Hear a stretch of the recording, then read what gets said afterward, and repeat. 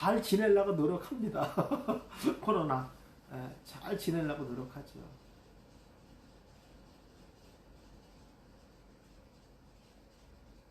근데 초창기에 뭐 한 뭐 20명, 30명 나올 때는 뭐 엘리베이터 이거 버튼 누르는 것도 막 우리가 막 신경 쓰고 막그 차키로 누르고 막 이랬거든요. 지금은 이제 더 많이 나왔는데도 불구하고 그런 개념이 없어진 것 같아.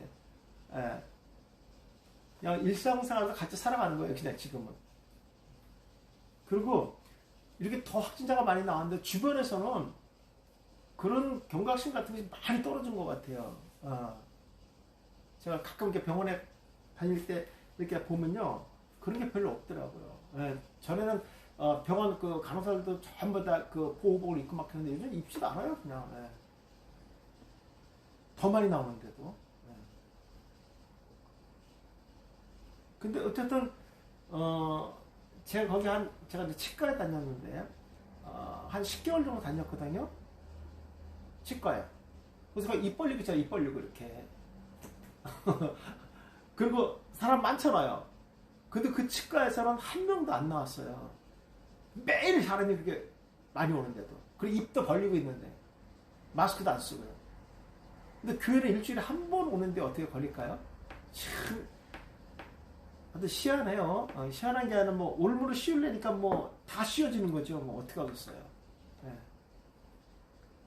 우리끼리는 이게 통하는데, 믿지 않는 자에게는요, 또 이런 말 자체도 우리를 인정하지 않죠. 예, 우리가 그런 목회를 하고 있고, 예, 그런 신앙을 지키고 있는 거예요, 성도들도. 참 어려움이 많죠. 예, 사실 이번에 4단계 하면서, 예배 강의하는 우리 목사님도 정말 대단하지만, 성도들은 또 한편으로 얼마나 부담을 가질까 이런 생각도 해봐요. 그렇죠? 그동안에 왔는데, 이번엔 확진자가 장난 아니잖아요. 그럼에도 불구하고 목사님의 그 강경한 저 뜻을 우리가 따라야 되는가라는 거에 대해서 성도들도 긴 시간을 흘리다 보니까 약간 부담을 느끼지 않을까. 이것을 단순하게 신앙 하나만으로 밀어붙일 수 있을까 하는 부분들도 참 어려운 부분이에요. 이거는요. 네. 아니 그리고 뭐 잠복기보다도 다른 데 가서 걸려서 오는 거야 그냥. 그럼 교회 말이야 그냥. 요즘 그랬잖아요. 네. 제가 보니까 교회들 하는 거 보니까 너무 철두철미해요. 네. 제가 식당을 한번 갔었는데 그냥 기록도 안 하고 막 들어가 그냥. 기록도 안 하고요. 근데 교회는 아예 대기하고 있잖아요. 식당은 누가 그걸 대기하면서 하는 사람이 어딨어요. 네. 그 참 희한해요. 하여튼 어쨌든 네. 네.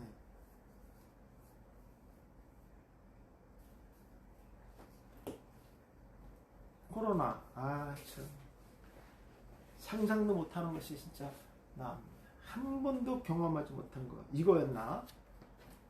하여튼 아이러니합니다. 네. 자 한번 찾아보겠습니다. 네. 12페이지 보겠습니다. 12페이지. 직설법 4강입니다. 직설법 4강. 12페이지입니다. 신약책. 직설법 4강 한번 보겠습니다. 목사님들 그 공부하시면서, 우리 서울에서는 좀 덜 하지만 지방 같은 경우에는, 이 공부하는 자체가 많이 부담스러워 해요. 문법 자체가. 왜냐면 그냥 시간마다 듣는 것도 이걸 소화하기도 벅찬데 또 헬라어 문법, 히브리 문법 갖고 막 들이대니까 또 목사님들이 또 많이 힘들어 하세요. 그러면서도 하시는 분들은 그냥 그 단어에서 문법 한두 개 정도 해석하시더라고요. 그렇게 시작하는 거예요. 그 문법 전체를 다 해서 그 근거를 찾아서 의도를 푼다는 것까지는 욕심이고, 근데 서울은 뭐 거의 그러신 분들이 많아요. 서울은 의외로. 그래서 서울은 사실 제가 이 문법 하기는 조금 부담감이 있어요. 그런데 이제 또 우리 히브리어 발에서 올라오신 분이 계속 있기 때문에 이것도 안 할 수가 없어요. 헬라어 문법을 안 할 수가 없고. 그렇지만 할 기회가 없으니까. 설교에서 다루기는 또 어렵고. 그래서 목사님들이 좀 지루할 수도 있겠지만 그래도 복습한다는 의미에서 다시 한번 공부하면 좋겠다. 어떤 분들은 뭐 이것만 뭐 한 10번 들으신 분도 계실 거예요. 예. 그래도 그냥 목사님 들을 때마다 나는 그래도 좋습니다. 이런 마음이 있었으면 좋겠어요. 예, 예. 자, 한번 보겠습니다. 마태복음 5장 3절에서 5절에 있는 말씀인데, 심령이 가난한 자는 복이 있나니 천국에 저들 것이다. 너무 많이 들은 얘기죠. 너무 많이 들었습니다. 그리고 뭐 이게 설교 아마 우리 해세도 공부하시는 분들 설교 아버지 다 했을 거예요. 여기서 중요한 게 이제 가난의 개념과 천국을 소유하는 그들의 정체성, 이게 중요한 거고요. 히브리인들의 개념 속에는요, 이런 사고들이 있어요. 히브리들은 땅 하면 생각나는 것이 뭐냐면요, 땅입니다. 땅. 땅하고 땅은 연관이 있다고 본 거예요. 이 땅은 하나님께서 인간에게 준 거거든요. 그 말은 뭐냐면 반드시 땅을 통해서 땀을 흘려야 된다고 히브리들은 생각했어요. 그러나 이 땅의 주인은 누굽니까? 그렇지요. 하나님이시죠. 이것은 변함이 없습니다. 그러니까 하나님의 것이기 때문에 땀을 흘리는 자가 맡은 그 땅은 개인적으로 매매할 수가 없다는 얘기죠.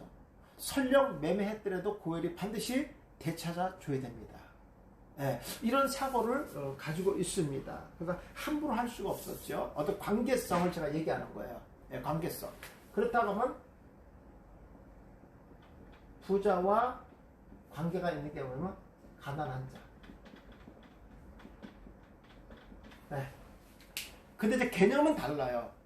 근데 부자를 가난한 자들을 돌봐야 된다는 것이 율법에 기록되어 있는 거죠. 그리고 반대로 가난한 자들은 부자로부터 보호를 받아야 되는 입장입니다. 이것이 당시의 유대사입니다. 지금도 마찬가지입니다. 지금도 이런 관계를 유지하고 있고요. 사실 어떤 의미에서 우리 목회자들도요, 목사님들도 성도의 관계에서 이런 관계를 갖고 있잖아요. 요즘은 이제 많이 좀 달라졌지만 목사님의 모든 일거수일투족을 성도들이 책임져 줘야 되잖아요. 그렇죠? 거꾸로 목사님은 성도들에게 영적 양식을 책임져 줘야 되고 이런 관계. 옛날에는 뭐 그런 경우도 많이 있었잖아요.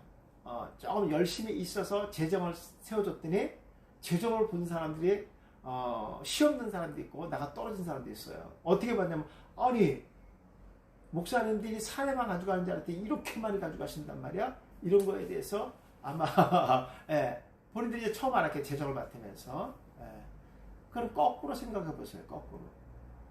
목사님이 그 사례 받고 살아갈 수 있나요? 없죠. 그리고 회를 더 많이 올려주든가. 자기들은 뭐 연봉이 뭐 몇 억씩 받는 사람도 있는데 그것도 더 많은 욕심을 내기 위해서 또 노력하는 사람도 많은데 목회자들은 얼마큼이야. 너무 사진으로 봤을 때는 너무 차이가 나는 거예요.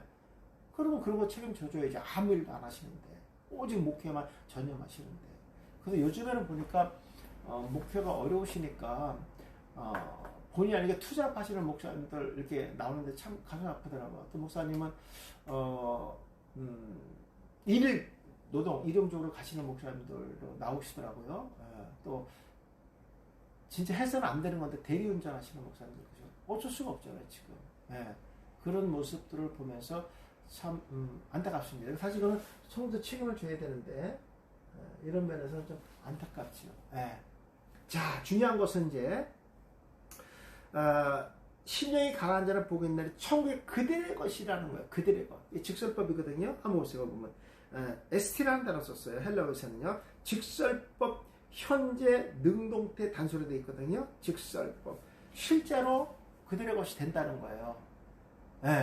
근데 중요한 것은 가난의 개념입니다. 가난의 개념은 물질이 아니라는 것. 항상 우리가 인식하고 있잖아요. 그죠? 성경에서 말하는 팔복의 중에서 첫 번째 가난의 개념은 정상에서 벗어난 자들이다. 우리가 이제 정상에서 벗어난 것은 많은 의미를 갖고 있지만 특히 이제 신체적으로도 이렇게 온전하지 않은 사람들을 가난하게 봤습니다. 물론 이제 정신적인 문제도 있고 여러 가지 분류가 됩니다. 그러니까 성경에서 말하는 가난이라는 개념은 정상적이지 않는 어떠한 것까지 다 포함되는 겁니다. 예. 정상적이지 않는 것. 우리가 보편적으로 봤을 때, 기준을 봤을 때 정상적이지 않은 것. 이런 것들을 전부 다 가난하게 본 거예요. 그런 자들은 그 부족한 면, 정상적이지 않는 부분들을 뭔가 위해서 이 버팀목이 되어지기를 바라고 있다는 거예요. 그리고 그 버팀목에 자기가 의지하기를 원한다는 거예요. 그래서 이 팔복의 개념에서 말하는 이 가난한 자들은 정상에서 벗어났는데 정상이신, 완전하신 하나님을 의지하고 바라보게 된다. 이게 유대 사회의 관계성입니다. 이런 자들은 천국에 젖을 것인데 실제로 그렇다는 거예요. 거꾸로 얘기하면요. 천국을 소유한 자는 전적으로 하나님을 의지하고 하나님을 바라보는 자들이다. 왜? 자기가 부족하기 때문에 자기 스스로가 할 수가 없는 거예요. 그래서 제가 저번에 지난번에 강의했던 것 중에서 성전 미문에 앉아있는 자, 나면서부터 한 번도 걷지 못한 자는 그분이 가난한 자예요. 누군가 의지하지 않고는, 누군가 도움을 받지 않아, 누군가 버팀목으로 내가 영향을 받지 않으면 살아갈 수 없는 존재.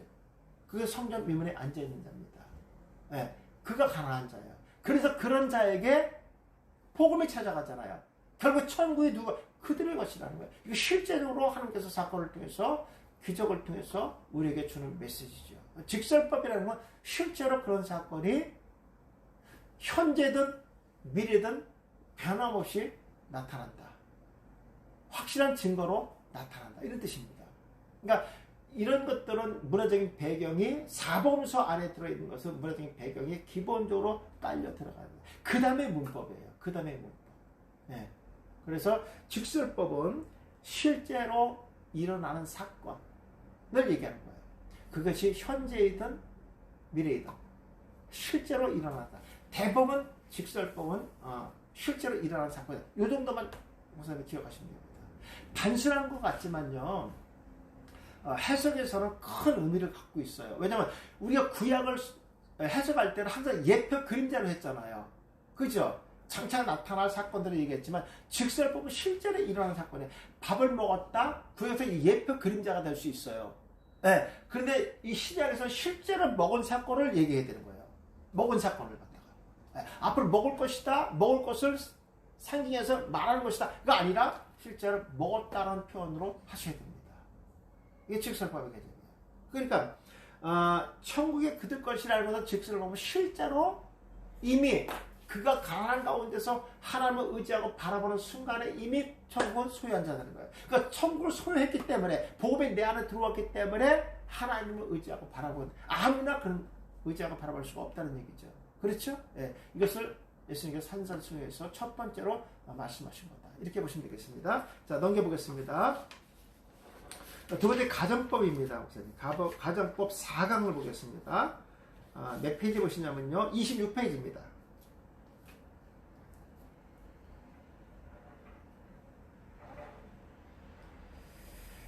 그러므로 마태복음 5장 23절 24절 그러므로 예물을 제단에 드리려다가 거기서 내 형제에게 원망을 들을 만한 일이 있는 것이 생각나거든. 예물을 제단 앞에 두고 먼저 가서 형제와 화목하고 그 후에 와서 예물을 드려라.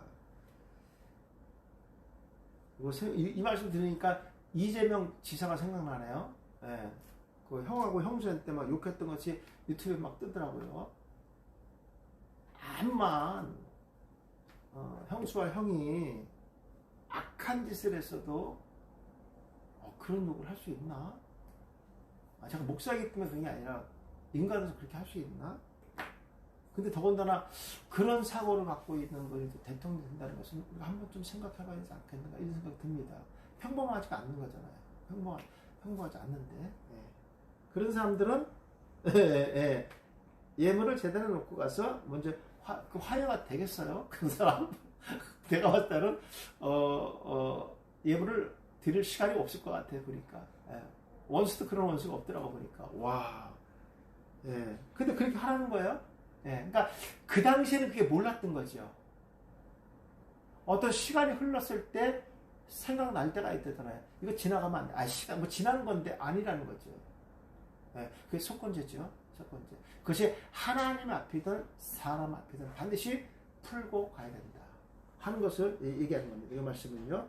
뭐, 목사님들 다 알고 있는 내용이기 때문에 요거는 요 정도만 넘기게요. 한번 문법으로 보겠습니다. 자, 들이려다가 두 가지 부류가 있다는 거야. 에이, 뭐 지나간 얘기인데 뭐. 우리가 지나간 것은 우리가 그게 큰 의미를 두지 않잖아요. 그죠? 지나가서 아무 일 없는데 뭐 이런 거에 대한 것, 생각들 다 있잖아요. 그죠? 근데 그렇게 하는 사람이 있는가 하면은 아니지라고 바꾸는 사람이 있다. 그 결과는 다르다는 거예요. 자, 보겠습니다. 이 단어가 프로스페로인데 동사, 가정법, 현재, 능동 단수입니다.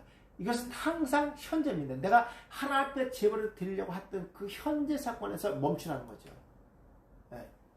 거꾸로 얘기해서 이렇게 하나님 율법의 말씀대로 지키지 않는다는 거꾸로 하는 그 예배를 제사를 받지 않는다는 뜻이죠.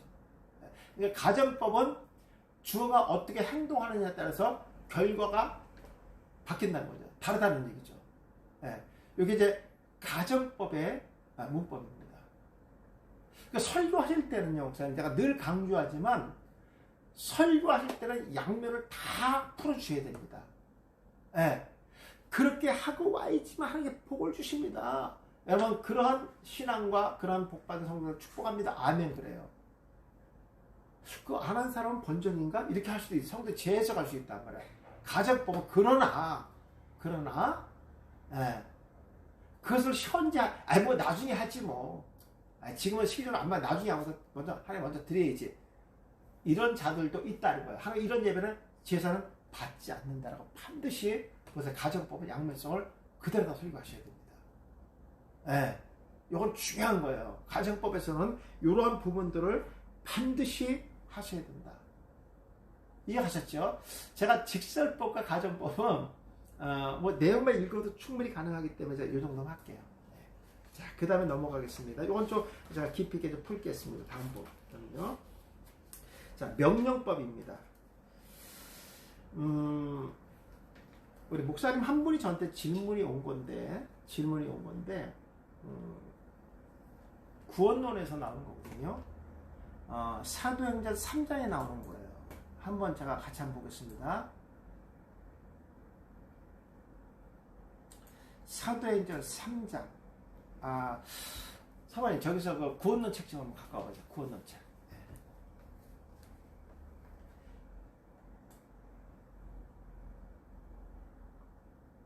제가 요거 한번 풀어드릴게요, 목사님.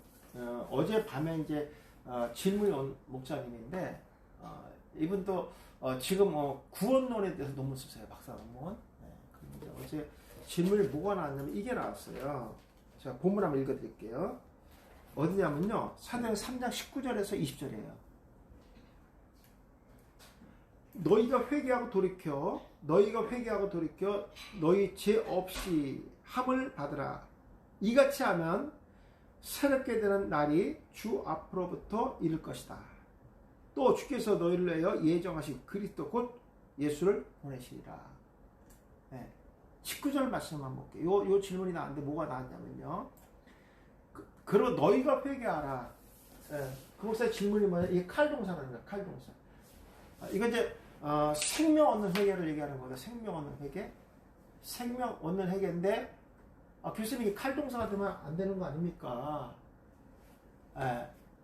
이미 영적으로 죽은 자들인데 생명 얻는 회개는 수동태로 와야 되는데 칼동사입니까? 질문이 온 거예요. 네.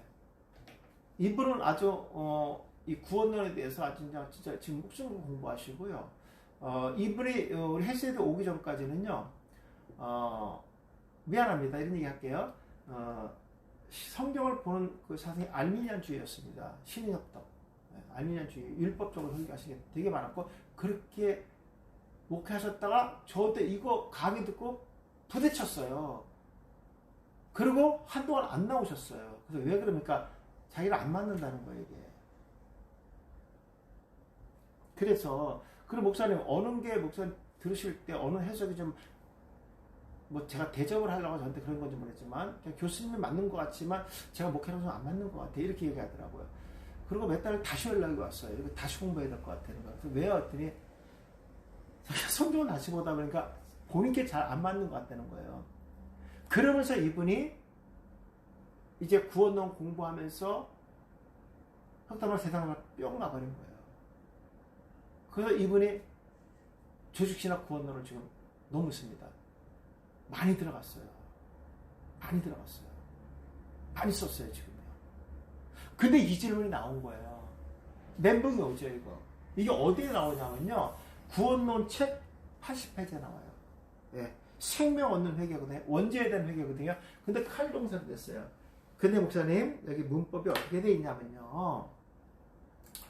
너희가 회개하고 메타노에잖아요. 그죠? 근데 이 앞에 명령법이 있어요. 명령법. 그러니까 이것은 생명 얻는 회개는 원죄 하나님의 명령. 그러니까 뭐 복음을 듣고 내가 능동으로 회개하는 거예요. 맞죠? 네. 그래서 우리가 문법은 어떤 한 부분만 하시면 안 돼. 명령법이죠. 반드시 그 말씀에 입각해서 그 말씀을 믿고 내가 내 죄를 하나님 앞에 회개할 때 죄 없이 함을 받는다 이런 뜻이에요.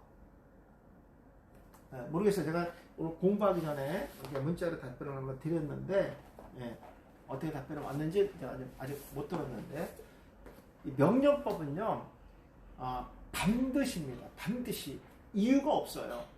명령에 의해서 내가 능동으로 회개하는 겁니다. 그러니까 그 말씀 자체가 복음이잖아요. 복음의 말씀에 힘입어서 내가 능동으로 회개하는 거예요. 맞죠?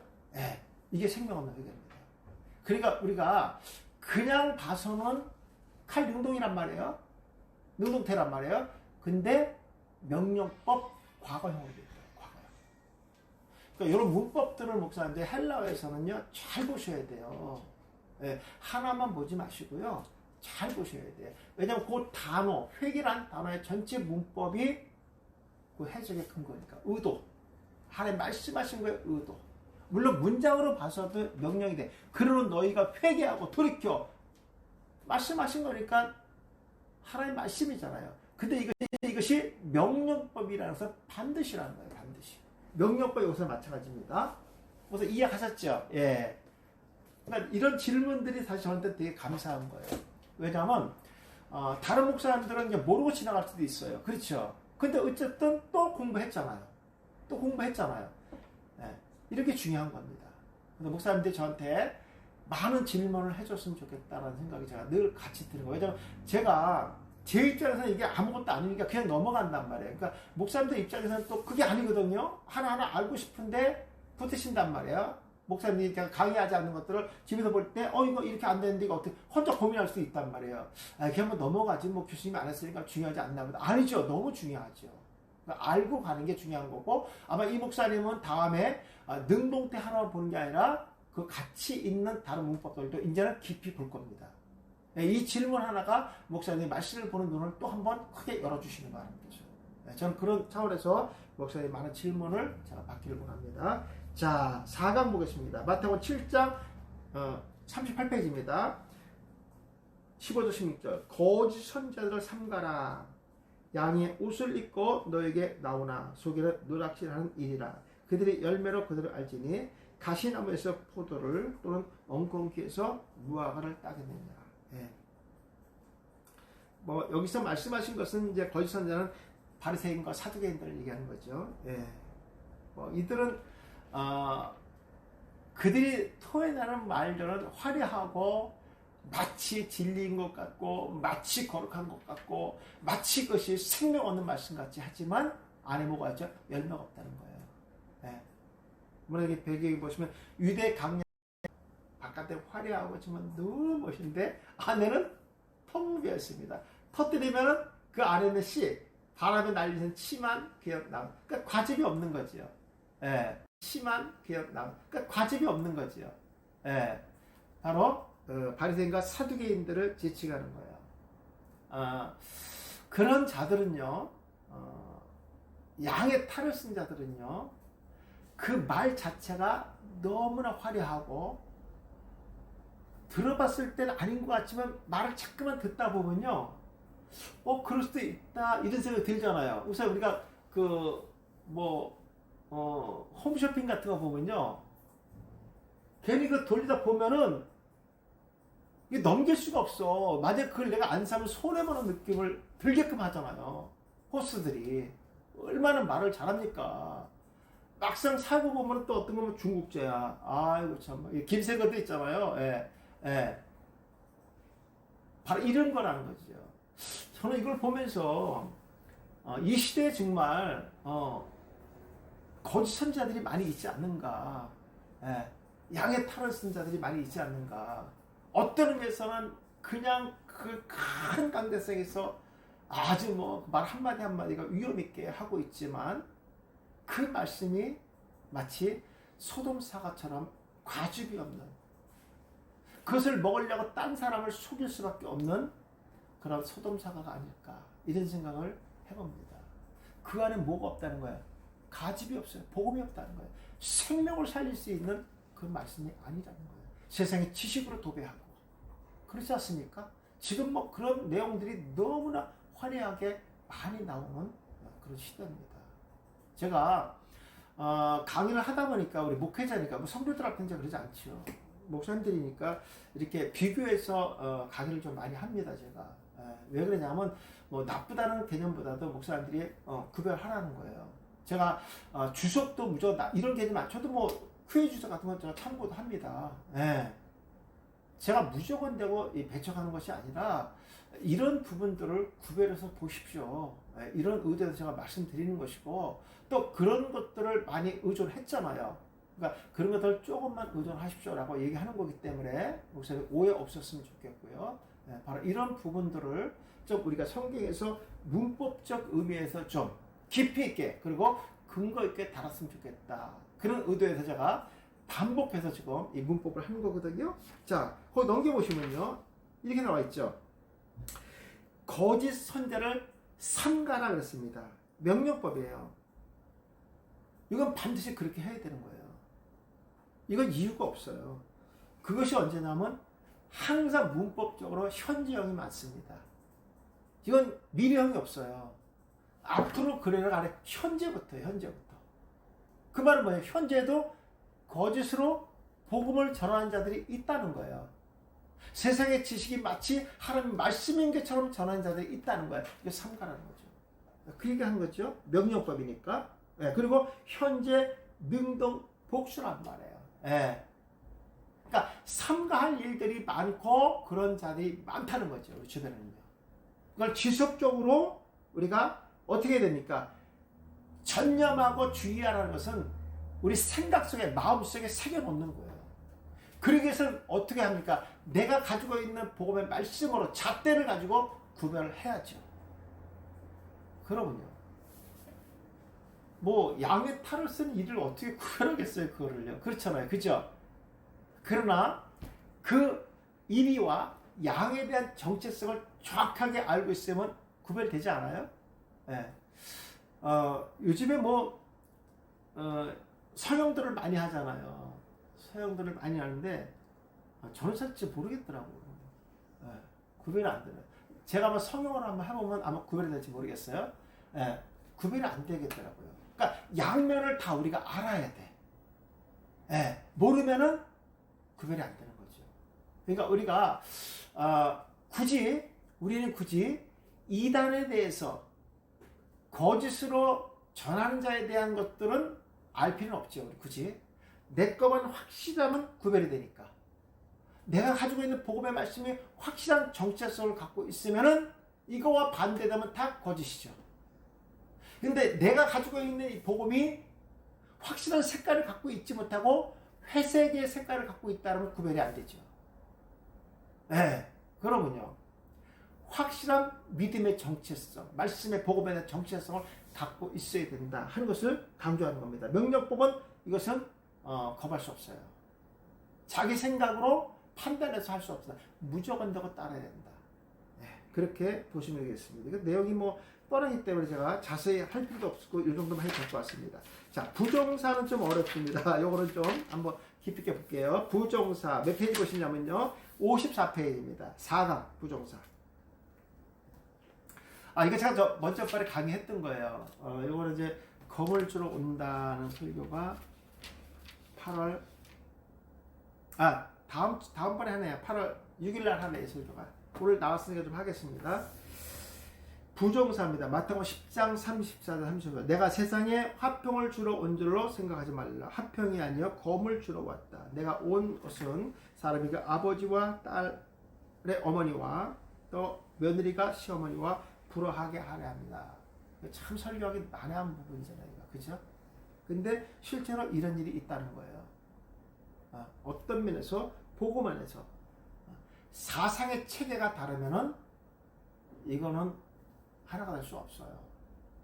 그래서 우리가 그런 말 있잖아요. 명절날 모였을 때 하지 말아야 될 거.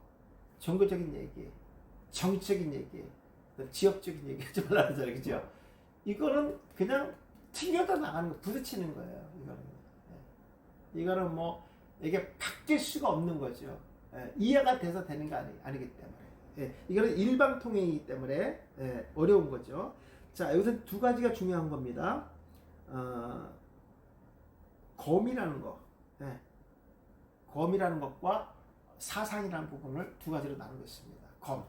이 검은 이제 헤레브라는 단어 썼어요. 그래서 이제 검도 전에 한번 푼 적이 있었어요. 검도 여러 개가 있어요, 단어가. 헤레브라는 것은 양날을 갖고 있는 걸 얘기합니다. 양날. 이것은 이제 제물을 드릴 때 사용하는 칼입니다. 그래서 아브라함이 이삭을 드릴 때 칼이 이 헤레브입니다. 양날, 제물을 이거 분리하는 거거든요. 살과 가죽과 뼈를 분리할 때 이 칼을 쓰는 거예요. 그래서 분리를 나타낼 때 이 칼을 씁니다. 그러니까 검을 주러 왔다는 것은 심판을 얘기한다기보다도요. 물론 그런 의미도 있죠. 검에는 심판의 의미도 있죠. 심판을 준다는 거거든요. 여기서 말하는 건 구별을 얘기하는 거예요. 구별을 얘기하는 거예요. 나라와 나라, 사상과 사상, 또 딸과 어머니, 이런 것들을 구별하고 나눈다는 의미를 갖고 있습니다. 그러니까 예수님께서 이 땅에 오신 목적이 뭐냐? 구별이라는 거예요. 구별. 그분이 죄 없으신 거룩한 하나님의 오심으로 말미암아 모든 죄인이 이미 만세전에 기록된 생명체에 기록되어 있는 자와 죄의 죄에 기록되어 있는 자들을 구별하기 위해서 이 땅에 오셨단 말이에요. 빛으로 오셨다. 그 빛의 조명을 받는 자들이 생명체에 있는 자들이고 그 조명을 받지 않는 자는 죄의 책에 있는 자들이죠. 그래서 이 칼의 의미는 거룩한 구별을 나타낸다. 자, 준다는 단어가 보면 발로로 썼거든요. 발로. 이게 이제 부정사예요. 부정사. 장소와 방향과 시간적인 개념을 반드시 기록해야 됩니다. 그러면 예수님께서 오셨던 시간적인 개념은 예수님 오시는 그 처음에 오시는 그때를 얘기하는 거죠. 시간적인 개념은요. 그 다음에 장소적인 개념은 유대 공동체를 얘기하는 거죠. 구원받은 백성들을 상징하는 것이고 또 구원받지 못한 백성들까지 포함되죠. 그러니까 1차적인 것은 유대 사회를 얘기하는 것이고요. 그 다음에 이제 방향적인 개념은 이 복음의 말씀을 듣는 자와 듣지 못하는 자들로 향해져 있다는 얘기죠. 이런 것들을 목사님 문장에다 반드시 집어넣으셔야 됩니다. 주님께서 이 땅에 검을 주러 오신 목적이 무엇인가? 그래서 문법에서는 부정사로 기록하고 있고 과거 능동태로 되어 있어요. 여기 중요한 것은 능동태라는 것은 주는 주체는 하나님의 주권적인 의지를 갖고 있다는 거예요. 그러니까 우리의 어떠한 상황을 1%도 고려하지 않았다는 얘기예요. 그러니까 이것은 그냥 하나님의 주권적인 단독 사역이라고 보시면 됩니다. 능동이니까. 쉽게 얘기해서 하나님 마음대로 하신다는 거예요. 하나님 마음대로. 근데 과거란 말이에요. 하나님 질서 가운데, 하나님 법 가운데, 규정 가운데 있는 그 규정이 뭡니까? 만세전에 이미 생명책과 죄책에 기록된 그것이 규정이 되어서 그것이 하나님의 법에 의해서 검을 주러 왔다. 구별하러 오셨다. 이런 뜻입니다. 그러니까 예수님께서 초림에 오신 목적은 바로 구별입니다. 예. 그래서 이 구별은 또 무엇과 연결되어 있냐면요, 정한 것과 부정한 것으로 구별을 오셨어요. 그러니까 물고기를 예를 들을게요.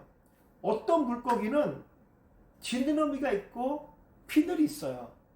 근데 어떤 물고기는 태어나니까 지느러미도 별로 없고 피늘이 없어요.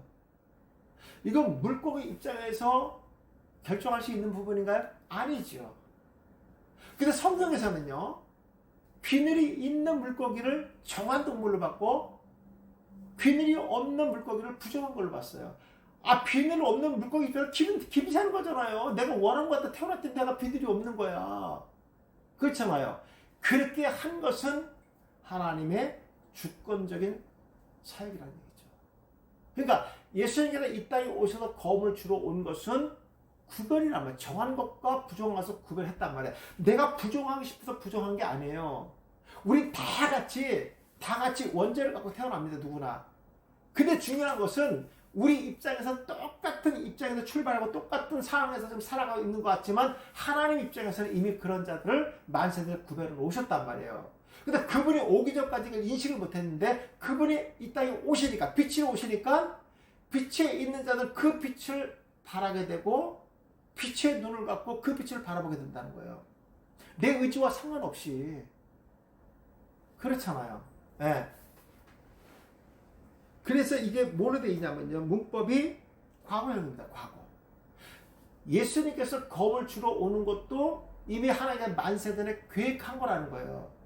그냥 이쯤 됐으니까 슬슬 한번 나가볼까 이렇게 한 것이 아니라 하나님 이미 예정하신 그 뜻 규정 안에서 행해지는 사역이다. 그러니까 예수님께서 이때 오신 것도 아버지의 뜻에 의해서 오셨다는 거죠. 그런 단순한 예수님은 그러면 그냥 예를 들어서 로봇같이 온 것이냐? 아니죠. 그 아버지의 뜻에 의해서 예수님이 이 땅에 오셨다는 것은 결국 뭡니까? 순종이죠, 순종. 그러니까 유대사의 순종이라는 것은 아버지의 명예를 높여주는 거예요. 그리고 공동체 일원으로서의 그 울타리를 벗어나지 않는, 그러니까 본인이 아버지의 명예를 높여주면서 그 공동체 사회에서 모든 명예가 함께 올라가는 사역, 그것이 바로 예수님의 사역입니다. 그러면요, 그래서 여기서는 주로 왔다는 것은 부정사와 과거와 능동태를 자세하게 풀어야 됩니다. 그러기 위해서는 우리가 원어에서 그 칼의 의미를 다 심판으로 얘기하면 안 되죠. 물론 제가 칼도 심판의 의미가 있다고 말씀드렸어요. 없는 거 아닙니다. 여기서는 물론 배경과 그 다음에 문맥으로 봤을 때는 구별을 얘기하는 겁니다. 헤레브가 그런 칼이기 때문에. 그래서 우리가 그냥 단순하게 칼 한 단어로 우리 번역은 되어 있지만 원어에서는 그 단어가 다르게 기록되어 있다. 그리고 우리는 다르게 기록된 그 히브리 단어 하나의 뜻을, 의미를 다 알고 있다는 거. 뭐를 통해서? 바벨론을 통해서. 그러니까 무기는 다 갖고 있어요, 목사님. 우리가 다 갖고 있어요. 그러니까 들어가서 찾아보지 못해서 그랬던 거예요. 혹시라도 들어갔는데 못 찾을 것 같으면 그때 문자 주시거나 전화 주시면 제가 구별해 드릴게요. 이거 몇 번 하다 보시면요, 그냥 확 열려버립니다. 그리고 앞으로는 목사님 성경 보실 때 그런 관점에서 보셔야 됩니다. 이제는요, 한 단어만 국한해서 보시면 절대로 안 돼요. 그래서 제가 요즘에는 어떤 단어를 풀 때 이 단어는 이런 의미를 갖고 있습니다. 제가 이제 많이 해드리죠. 왜? 목사님들 이제 아주 습관처럼 우리가 은유를 공부하고 있기 때문에 이제 말씀의 폭이, 또 말씀을 푸는데 그 의도를 들여다보는데 무척 넓어졌어요. 물론 어떤 의미에서는 공부할 부분들이 더 많아진 건 맞아요. 그러나 반대로 하나님의 말씀의 깊이를 우리가 깊은 데까지 들어가는 거예요. 얼마나 감사합니까? 저는 사실 그런 의미에서 너무너무 감사하고, 또 목사님들과 같이 공유할 수 있다는 게 너무나 감사하고, 또 목사님 저만 갖고 있는 책이 아니라 목사님 다 갖고 있는 책이잖아요. 이런 것들을 활용하시면 좋고요. 이런 분들이 있을 거예요.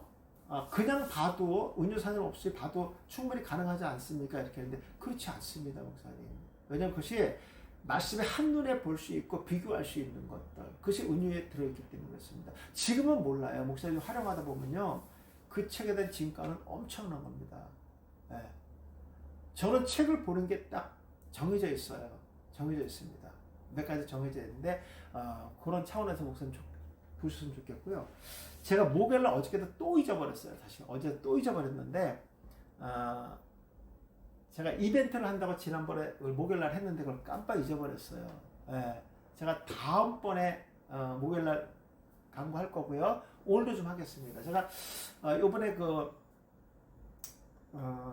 제가 지금 이제 11월달 거 지금 10월달 거 설교 준비하는데 10월달은 11월달 걸 해요. 추수감사절 거 설교. 근데 이번에는 제가 추수감사절 설교를 준비할 때 본문을 목사님들한테 이벤트로 이걸 해야 되겠다 해서 목사님들이 이번 추수감사절 이런 말씀을 좀 했으면 좋겠습니다라고 본문하고 왜 그 말씀을 해야 되는지 짤막하게 한 줄 두 줄 괜찮습니다. 아니면 제목만 주셔도 괜찮습니다.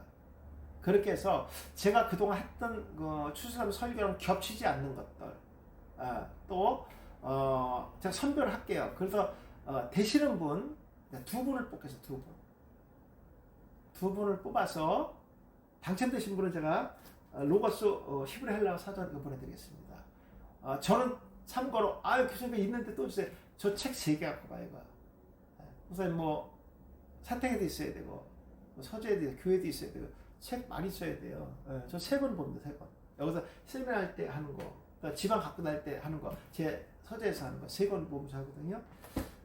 싫으면 관두시고요. 아무튼 두 분만 제가 뽑겠습니다. 그래서 한 분 거는 올해 하는 걸로 하고 그 다음 되시는 분들은 내가 내년에 하든가 아니면 그냥 상만 드리는 걸로 이렇게 하겠습니다. 제가 다음번 목요일 날까지 강구하고 그러니까 8월 첫 주잖아요. 제가 설교를 지금 아직 안 했습니다. 그래서 8월 5일 날 강구하고 10일까지 마감을 할게요. 8월 10일까지 마감을 할 테니까 목사님들이 그러니까 이런 것도 좋아요. 우리 뻔히 나오는 거 뭐에 감사 이런 것들은 너무 많이 했으니까 제가 거의 다 했거든요. 예를 들어 이런 거 가인과 아벨에 대한 감사. 왜냐면 우리가 원어를 공부하기 때문에 그런 관점에서 들여다볼 수 있는 거 어떤 한 부분을 들여다보고 추수감사절과 연관이 좀 있습니다라고 보내주신다고 하면은요 제가 그거를 이번에 추수감사 설교로 만들고요. 그리고 선물은 제가 로고스 사단께 드리도록 하겠습니다. 2분 드리겠습니다. 한 분은 또 너무 또 야박하잖아요. 그래서 아차상으로 한 분 더 드리고 한 분 거는 제가 설교로 이번 추수감사 설교로 만들도록 하겠습니다. 괜찮아요? 제가 문득 그 생각이 들어서 그렇게 한번 해야 되겠다. 우리 목사님 주시는 거 같고 설교 한번 만들어야 되겠다 이 생각이 들었었어요. 제가 그런 절기 설교할 때 고민을 참 많이 해요. 진짜 많이 합니다. 많이 해서 나오는 절기 설교 제가 이렇게 이렇게 하자. 어떤 때는 내년 거를 미리 또 준비할 때도 있어요. 그래서 그렇게 아시고 문자를 저한테 주세요. 제 핸드폰으로요. 010-6280-7777입니다. 번호 좋습니다. 6280-7777로 주시면은 제가 보고 그냥 안 되신 분도 섭섭하게 생각하지 마시고요. 그냥 제가 겹치는 부분도 있어요. 좋은 것들이 있는데 이 말씀이 너무 좋은데 저는 했던 거 이런 건 또 안 되잖아요. 또 할 수가 없고 그래서 2분만 채택하도록 하겠습니다.